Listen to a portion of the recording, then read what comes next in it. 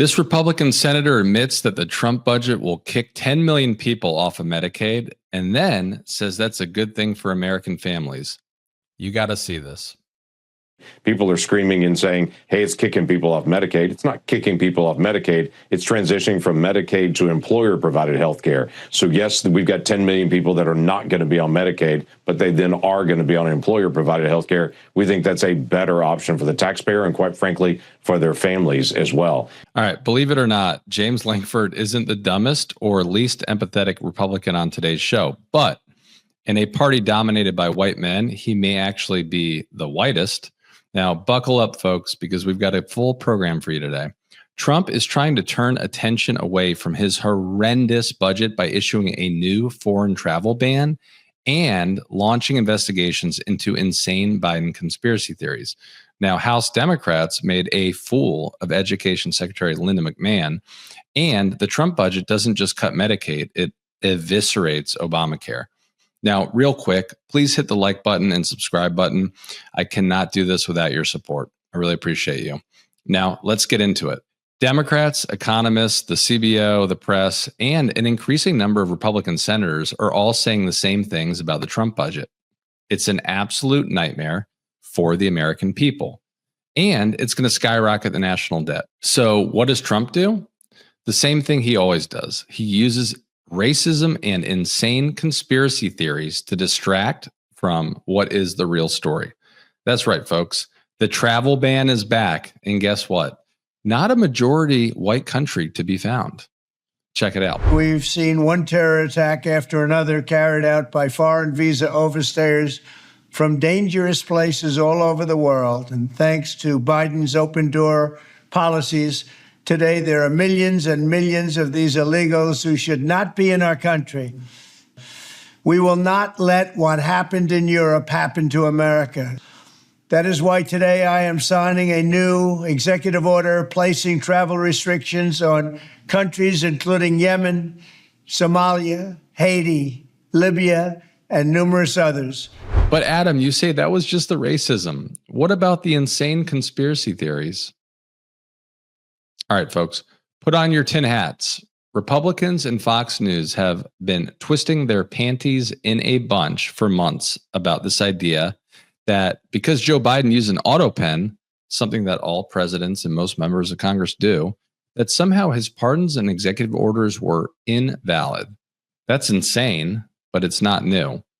But in the last week, Donald Trump advanced a theory on his Truth Social account that literally would make Pizzagate seem plausible.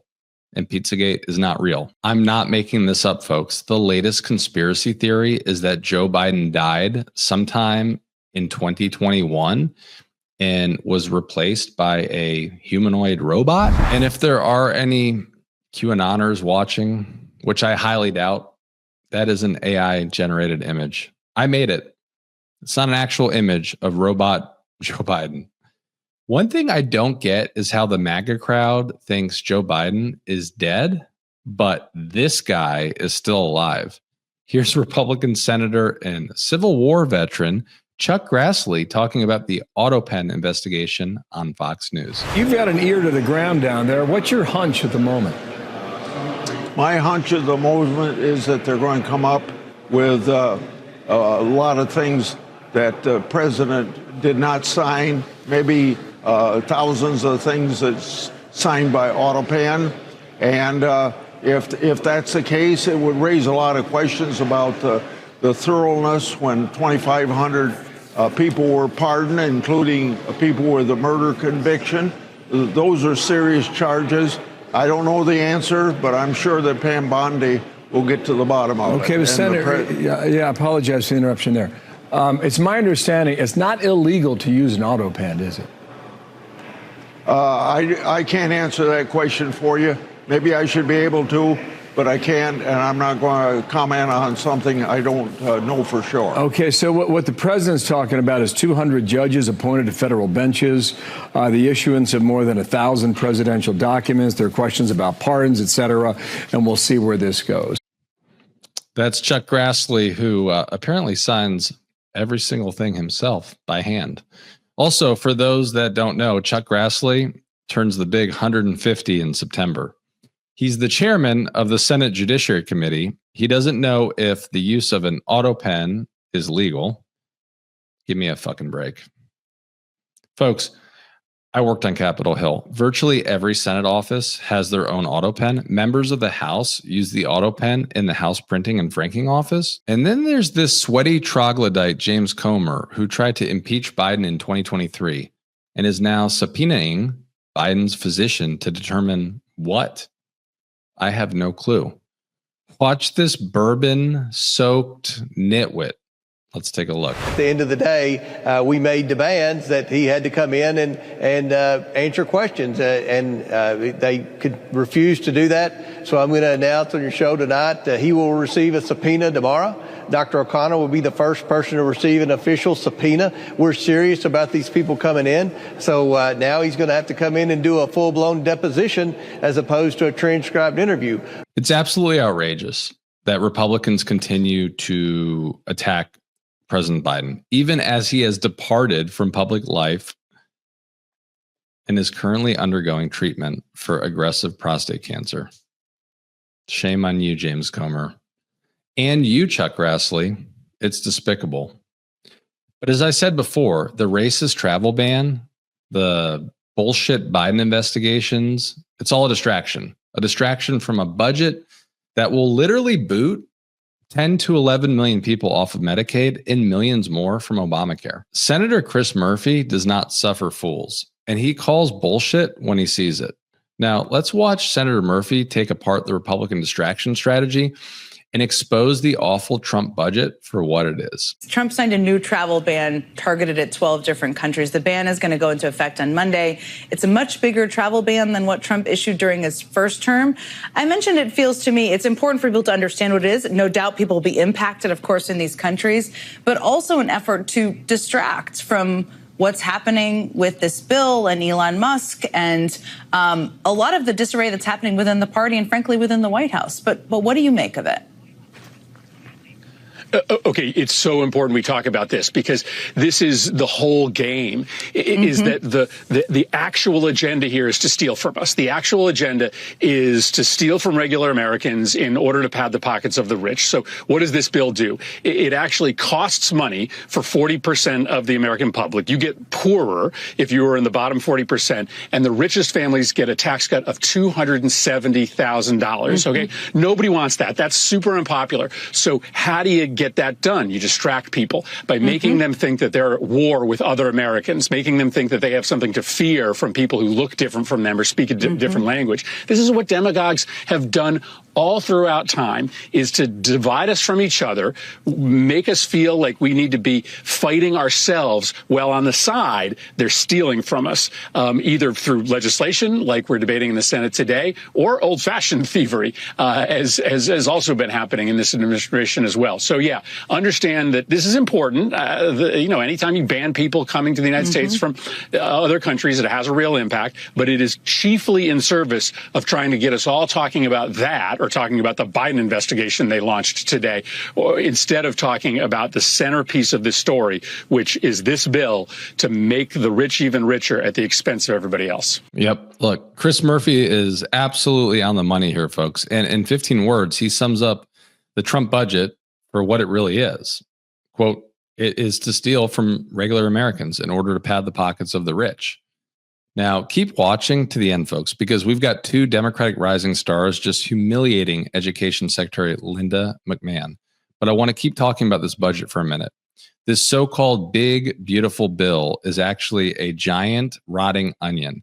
And the more layers that you peel back, the worse that it stinks.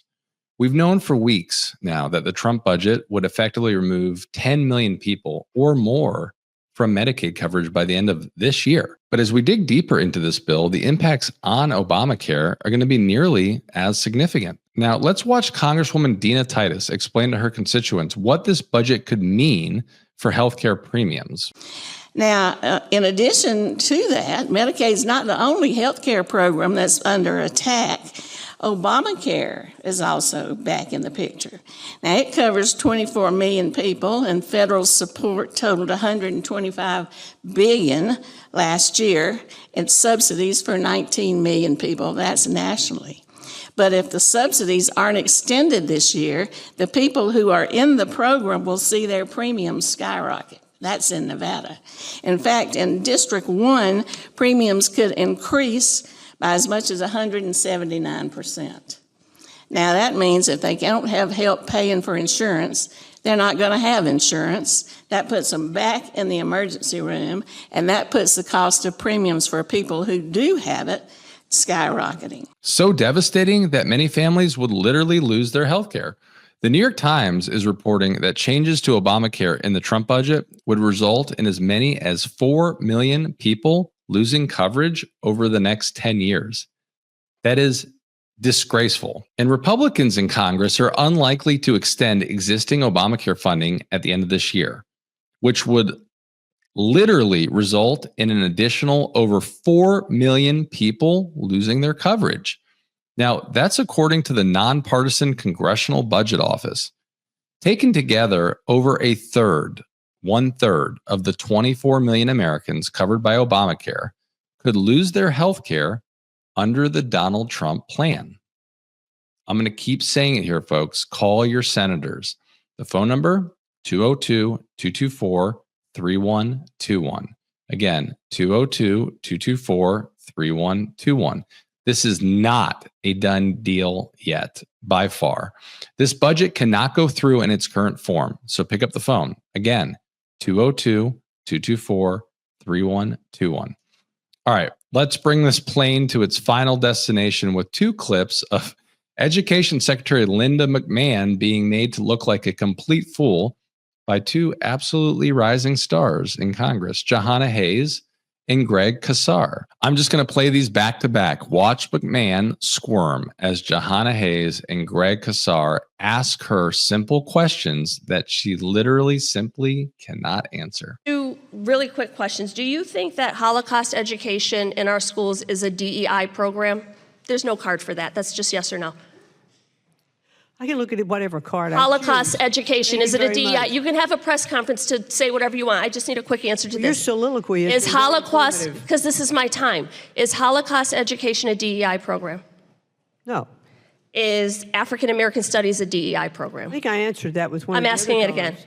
Listen, we should just yes or no. We should be able to teach courses. My point is they are DEI programs, both of them, because students need diversity, equity, and inclusion to understand their environments. So both Holocaust education and the teaching of African American history are important, which is why the state of Connecticut requires it in our social studies curriculum. You're talking out of both sides of your mouth. You can't support one without supporting the other. And looking at what happens in the schools and actually deferring to teachers, parents who are on curriculum committees, local boards of education in states who actually do the hard work, and listening to what they say would be incredibly helpful in this role. It's time to move on. All right, next clip. And so I guess for those kids, which there's going to be hundreds of thousands or millions of kids that lose their health care, how is it okay that they're going to lose their health care so that billionaires and billionaire families, I'm not just even picking just on you, but billionaire families like your own, can get a tax break? What, if you don't even know how many millions of dollars it is you'd get, how is that worth it? I'm not going to respond to your question. I think the answer is because it's not worth it. It's not. I'm not going to respond to your question. That's what you're there for, to respond to the questions. All right. Well, that was fun to watch. Thank you, Jahana Hayes and Greg Casar, for exposing Linda McMahon and the MAGA agenda for what they are: incompetent and very greedy. And thank you again for tuning in. Please hit that like and subscribe button before you go and drop your comments below. I love reading what you guys are saying. I sincerely do. Some of them are super wild and most of them I totally agree with, but just keep them coming. I love it. I love the engagement, and I'm super grateful that you all are helping build this new show and platform and helping me reach more voters. I'll see you guys soon.